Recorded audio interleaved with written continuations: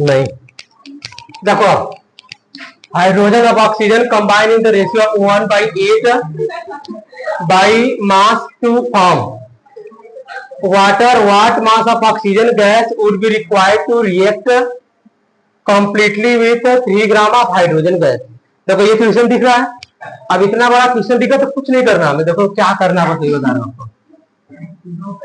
यहाँ पहले सॉल्व लिख देंगे हम लोग. अब कह रहा है हाइड्रोजन ऑक्सीजन कंबाइन करके ना 1:8 का मास रख रहे हैं.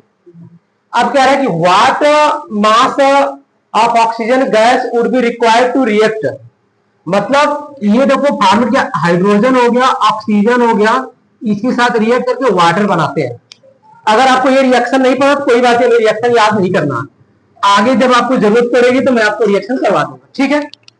मतलब हाइड्रोजन हो गया, ऑक्सीजन हो गया, दोनों कंबाइन हो गया ना वाटर बना रहे हैं.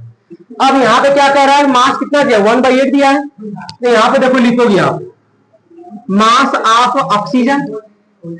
मैंने लिख दिया. अच्छा मास ऑफ हाइड्रोजन लिख देता हूँ क्योंकि यहाँ पे हाइड्रोजन ऑक्सीजन का दिया है ना रेशियो. देखो ध्यान देखो यहाँ पे हाइड्रोजन वर्ड लिखा है, यहाँ पे ऑक्सीजन. तो यहाँ पे पहले हाइड्रोजन का होगा, पहला 8 हो गया ऑक्सीजन का. मैथ में पढ़ेगा ना रेशियो वाला क्वेश्चन. तो मास ऑफ हाइड्रोजन मतलब H लिख दिया, मास ऑफ ऑक्सीजन का O लिख दिया. इसका रेशियो कितना आया हमारा 1/8. 1:8 मतलब 1/8 आ गया. अच्छा अब कह रहा what mass of oxygen gas would be required. कितना मास हमें गैस ऑक्सीजन की रिक्वायर्ड होगी. और हमें क्या completely with 3 gram of hydrogen. कितना ग्राम हाइड्रोजन हमें 3 ग्राम.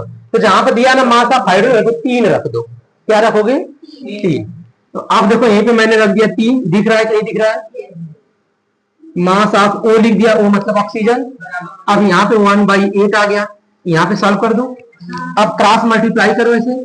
तो देखो 1 में मल्टीप्लाई करेंगे मास ऑफ O हो गया. अब 8 का मल्टीप्लाई इधर कर लेंगे हम लोग.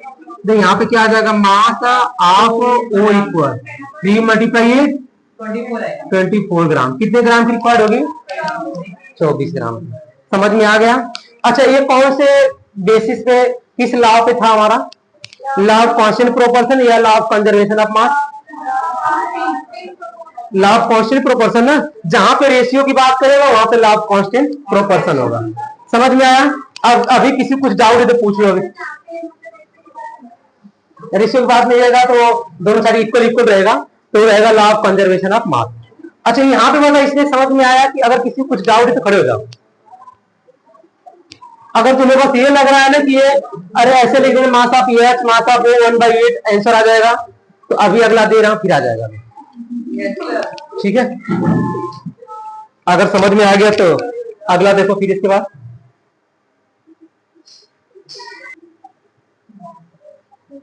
देखो अब अगला क्वेश्चन है when 3 gram of carbon is burned 8 gram of oxygen 11 gram of carbon dioxide is produced. ठीक है. अब आगे अगर हमें 11th में पढ़ना है तो समझना देखो यहीं पे है.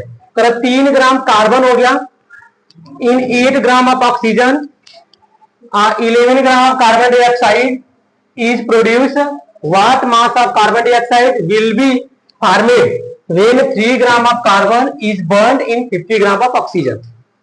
समझो कोई भी लकड़ी अगर कोई भी चीज अगर हम जलाते हैं तो ऑक्सीजन के प्रेजेंस में जलेगा कि एब्सेंस में जलेगा, प्रेजेंस में ना.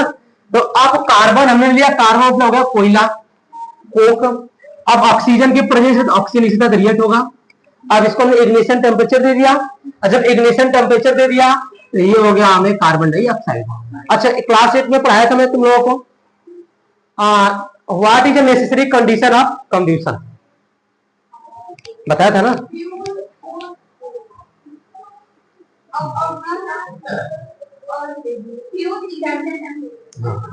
हमें नेसेसरी कंडीशन ये चाहिए कि हमें क्या चाहिए आपको oxygen for supporting combustion. Combustion को जलाने के लिए सपोर्ट के लिए ऑक्सीजन चाहिए.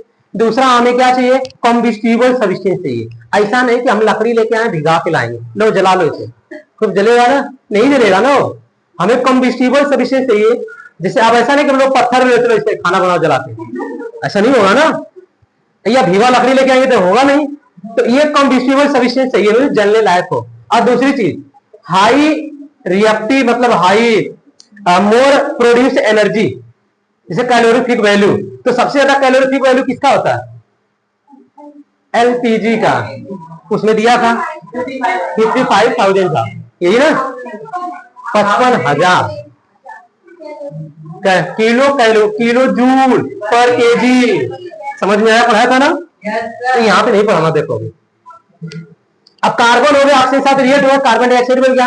अब ये बैलेंस है, कैसे बैलेंस है? कार्बन एक है, कार्बन एक, ऑक्सीजन दो बराबर हो गया। अब कह रहा है कि 3 ग्राम कार्बन हो गया, कितने ग्राम? 3 ग्राम। कह रहा is burned 8 gram of oxygen, oxygen में कितना हो गया? 8 ग्राम। तो कार्बन डाइऑक्साइड कितना प्रोड्यूस हो रहा है? 11 ग्राम प्रोड्यूस हो रहा है। मतलब अब हमें एक रेशियो मिल गया कार्बन और ऑक्सीजन के बीच में। समझ जाओ हमारी बात, कि अगर हमें 3 ग्राम कार्बन मिला तो 8 ग्राम हमें ऑक्सीजन चाहिए ही चाहिए।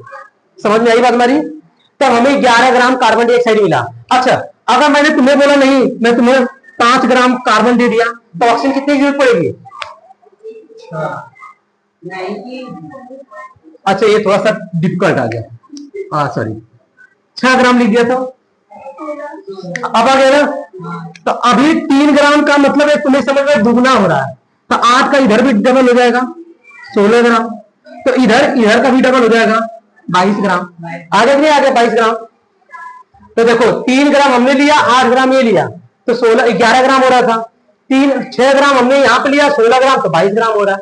तो यहाँ पे एक इसका तुम्हें समझ में आया था? इससे पहले मैंने बोला अगर तुमने 5 ग्राम ले लिया तो बस यही आशा था। अरे देखो कार्बन और ऑक्सीजन का रेशियो मिल गया, तो कार्बन और ऑक्सीजन का रेशियो मिल गया 3/8 आ गया हमें। और हमें क्या मिल गया कि कार्बन की जगह हमने रख दिया 5 ग्राम, 5 रख दिया। ऑक्सीजन हमें चाहिए, तो यहाँ पे मल्टीप्लाई कर दो, 8 5 40 और 40 और बाई कितना हो गया 33, कितना आ जाएगा 13.33। यही मिले चाहिए ना? क्या इतनी बात समझ में आया कि नहीं? नहीं समझ में आया कि नहीं आता हमारे? अच्छा, यहाँ पे मैंने रेशियो निकाल कर रहा हूं ना, तो यहाँ पे देखो पूछा है which law of chemical combination will govern, मतलब कौन सा लॉ इसमें काम करेगा? Law of constant proportion, first नहीं सेकंड, ऐसे आता सेकंड, ऐसे भी बोलते सेकंड। तो देखो law of constant proportion use हो रहा है कि नहीं हो रहा है? समझ में आई बात हमारी? रेशियो से चल रहा है ना काम, यहां तक समझ में आ गया। तो देखो यहां से यहां तक आंसर मिल गया हमें। और यहाँ पे एक और क्वेश्चन पूछा, what mass of carbon dioxide will be formed when 3 ग्राम हमने ऑक्सीजन ले लिया, 50 ग्राम 3 ग्राम कार्बन ले लिया, 50 ग्राम ऑक्सीजन ले, कितना ग्राम कार्बन डाइऑक्साइड बनेगा? हाई देखो 3 ग्राम ये था, 8 ग्राम ये था, तो टोटल 11 ग्राम हो रहा था। अब हम ले रहे हैं 3 ग्राम कार्बन, और यहीं पे देखो रेशियो बदल जाएगा हमारा भी। यहाँ पे 3 ग्राम हमने लिया कार्बन और 50 ग्राम ले लिया ऑक्सीजन, तो कार्बन डाइऑक्साइड कितना बनेगा? बताओ कितना ग्राम आ गया? हाँ यही होगा, 53 ग्राम कभी नहीं होगा। अब बोलो क्यों? अब बोलो क्यों? हाँ देखो इधर, हाँ जब यहाँ पे हमें पता तुम्हें समझाया, इसलिए समझा रहा हूँ कि अगर 3 ग्राम कार्बन मिला तो उसके साथ 8 ग्राम ऑक्सीजन की जरूरत पड़ेगी ना। यही तो रेशियो है। अब जैसे तुम्हें खाना बनाना है, अब हमें पता कि 1 किलो चावल ले लिया, 1 किलो चावल पकाने के लिए 3 किलो पानी की जरूरत पड़ रही है, तो हमारा रिजल्ट में मान लो कि 2 किलो चावल बना पक के पूरा। और मैंने तुम्हें बोला कि चलो अब तुम यहाँ पे मैंने रख दिया 1 किलो चावल तुम्हें दिया, और तुम्हें 1 बाल्टी पानी भर दिया, 5 किलो, कितना चावल पका के देगी तुम? नहीं कितना बना के देगी चावल बताओ मुझे? 2 ही किलो लोगी ना, कोई चावल कहीं नहीं पकाऊंगा मैं क्या?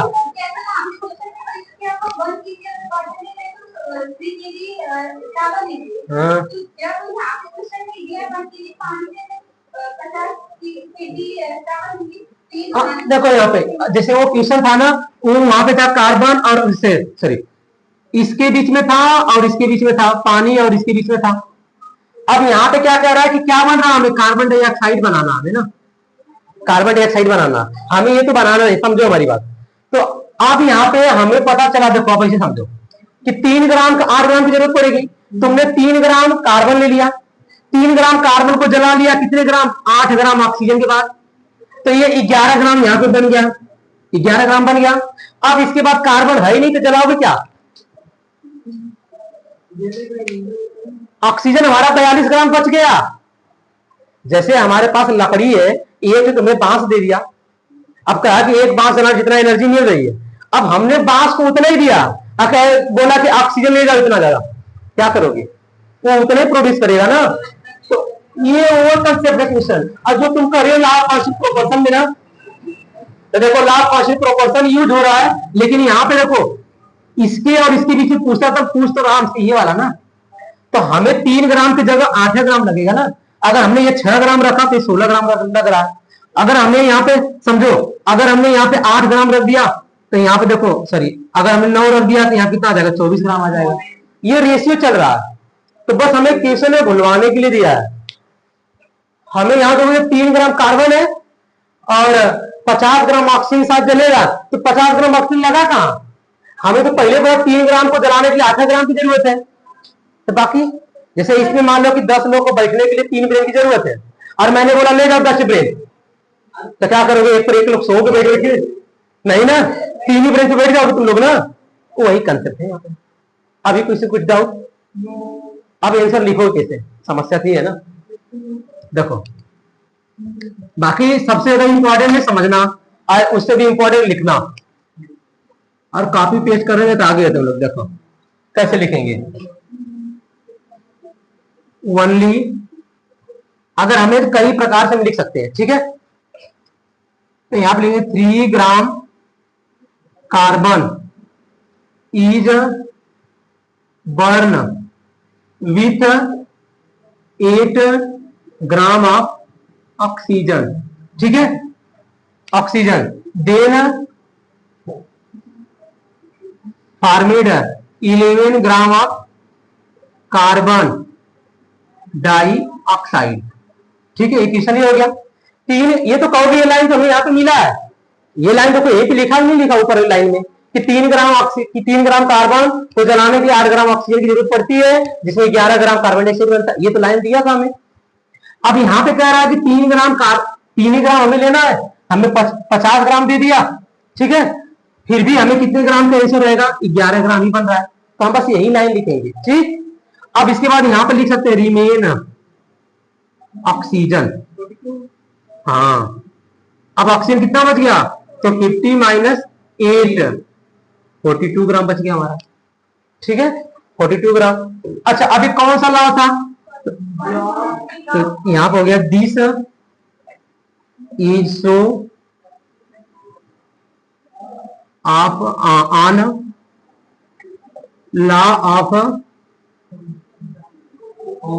कांस्टेंट प्रोपोर्शन, ठीक है। तो ऐसे हमें करना रहेगा। समझ में आ गया? ओके।